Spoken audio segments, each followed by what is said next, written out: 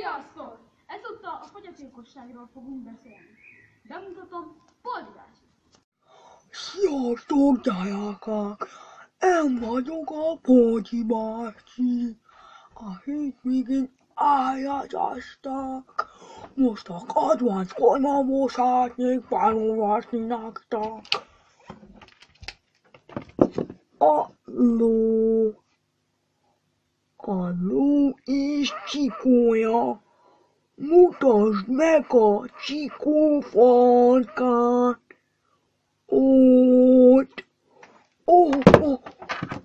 Képzeljétek el, a fogyatékosok egyik klubjában megint kineveztek elsőnek. Utána milyen szerencsés vagyok.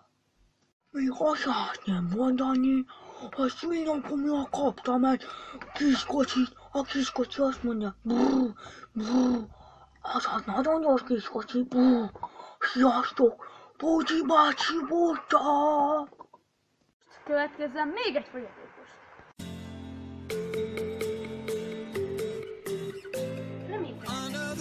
De azért próbáljuk meg, mennyi 5x5? Mivel kezdődik? Milyen betűvel kezdődik? Mivel kezdődik? H.